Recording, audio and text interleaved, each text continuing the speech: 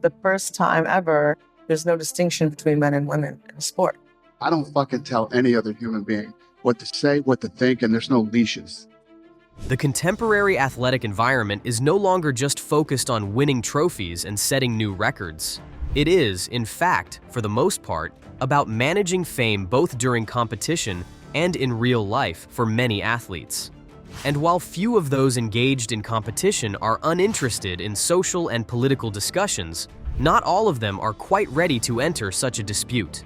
But when it comes to that, what is the appropriate behavior towards someone who reports in a suspiciously woke fashion while the athletes concerned will not play the game?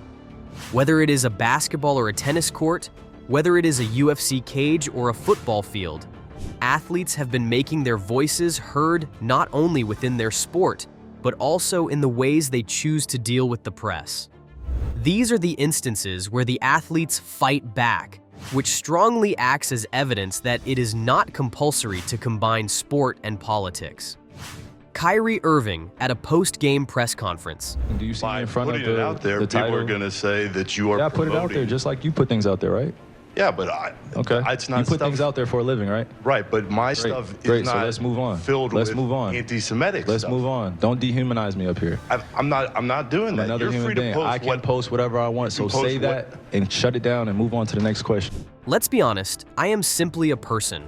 I have beliefs and ideas of my own, but I have come to play basketball, not engage in politics. Not every move I make or word I say is aimed at a certain objective. People should realize that they cannot classify us athletes in such narrow confines.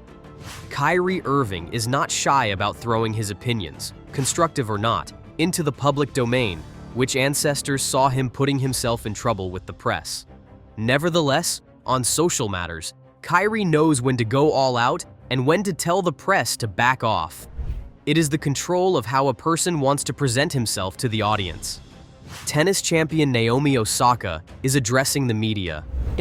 You also have outside interests beyond tennis that are served by having the platform that the media presents to you. My question is, how do you think you might be able to best balance the two? From the very beginning, I have been an advocate of any movements that I find worthwhile and appreciated. It does not mean that I should always express my opinion. I protect my mental health first, and I believe that there are people who understand that sports figures are also humans. Not every warrior has to engage in every skirmish. Retreating once in a while isn't the worst thing. This reaction by Osaka hits on the very many issues that athletes struggle with. There are those who advocate using the platform for advocacy, but without thinking that every issue raised must be taken or engaged in. For her, it is the health, which is paramount over the need to meet the public demands and fulfill expectations. LeBron James facing reporters after a playoff win. At this point in the series, when you're down 2-0 and you probably need to be more aggressive? I don't really know. I've never really understood that question. As far as my game, I play my game and I don't change it no matter what the series is. I don't change it what the course of the day is. I don't change it what the score is. I just play my game. My game is being aggressive. My game is getting my guys involved. My game is getting into the paint, shooting some outside shots when they're available. But my game it is what it is. So it's not going to change because the series, I'm down 2-0 or I'm up 2-0, it's going to be the same. LeBron, being such a leading name in the NBA, don't you feel you have an obligation to use your status for any politics or social work? First of all, I have always used my platform to voice out things that I think are just. That said, there are issues that will not be addressed, and I am not responding to them. I'm a basketball player above all, and I will express what I want, how I want, and when I want. Everyone can listen or not. And who cares anyway what anybody thinks about what people should say or not? Social media and speaking out on topics that are controversial or difficult have become the norm for many athletes, and LeBron James is one of the best who have done this. Nonetheless, there are moments when even LeBron is quiet. He is the one driving the conversation whenever he chooses to. When he prefers how well he plays to do all the talking, he keeps quiet. Colby Covington post-fight interview. You're in Toronto. Welcome. Glad to hear it. It's been great. Are you Canadian? Of course I am. Are you part of the fucking opposition? Are you? I don't know how to phrase that. You got like. Yeah. Well, I did want to ask. Did you vote for Trudeau? I'm not going to say. And let me tell you something right now. If a man says he's not going to say, like, if you ask him, motherfucker, did you vote for Biden? He's like, well, I'm not going to say. That's none of your business. He voted for fucking Biden. Sean, Sean, I'm glad you've had great experiences. So this is what I'm talking about, you guys. The enemy of Canada. Sure. Listen, I'm not going to mince words, and I'm not going to take it back. It's a free country, and I am not going to keep quiet just because my views are unpopular.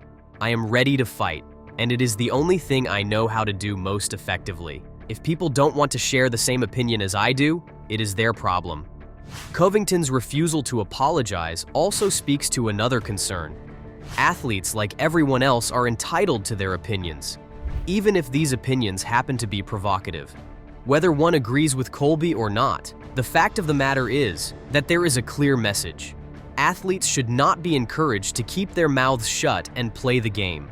NFL star Marshawn Lynch, known for his minimal responses at a post-game press conference. Facts.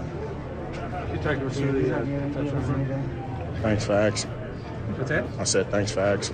That's what you take us talk about it. No, I said thank you, facts. Appreciate it. Marshawn, can you describe the 79-yard touchdown run? Thanks, facts.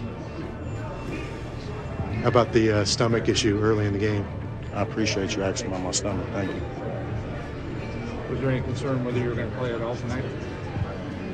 Thanks, facts. Marshawn Lynch. In the world of media, Marshawn Lynch made history with the fewest words possible. There are instances when an athlete's silence, or minimalism, speaks volumes. The presence of Lynch was like a reporter dialing up an editor's desk, seeking out news worthy of a headline. Soccer star Megan Rapinoe speaking to a reporter after a match. Megan Rapinoe and Sue Bird, from what I can tell, have a lot of medals and a lot of money. And you know what they don't have? Daughters. So they can take a seat, because those of us who do and need to worry about their safety and their fair play object to your desire to push men into women's sports. And I don't give a damn, and most people don't, what you call me or others who feel as I do. I will fight you. I will fight you tooth and nail as you try to endanger my child and take away her fair shot at a medal, at winning, at the wonderful feeling of crossing the finish line first. Listen, everyone has their own path that they follow. Me saying something does not mean every other athlete will be required to say something. We all have different zest for different things, and that should be appreciated. What is essential is to let an athlete decide whether to use their voice or not, and how she wants to use it. Rapinoe's activism is widely known, but even she concedes that there are athletes who do not share her views. For her, it is simply about whether one must or must not make a choice. Whether to be a social activist or an athlete, the choice should be left to one. Whatever may be the sport, the athletes today are showing that they are not just public figures and cannot be made into the figures who will represent every cause. They are concerned only with performing their duties, and their voices, whether they choose to use them or not, are theirs alone. A mixed clip of athletes delivering sharp, straightforward responses, standing their ground. Two bedroom, all gender. It's like, what is this? Where I have to go? You ask me some stupid like that, go f yourself. Don't dehumanize me up here. I can post whatever I want. Such incidents, when athletes tell off woke reporters, make one remember who holds the reins of the conversation. It is the decision of the athletes to take center stage in the depiction of twisted narratives. They choose the time to participate, in what instances to react defensively. The said montage outlines the image of the athletes in principle, even when answering the journalists in the press conferences, and that they will not be put in a position where they will be forced to give a particular response, which was the desired outcome by the other parties. Nowadays, when the divisions of sports, politics, and culture can barely be distinguished, athletes are raising their voices not only for their convictions, but also concerning the right to choose how and when to deliver these messages. It is not that athletes are trying to avoid hard questions, which psychotic TV interviews represent, It is about the disdain for such attempts and needless fits of identity struggle, and a warfare for moral high ground. Make sure you follow us to get all the more unsparing insights from the arena of sports.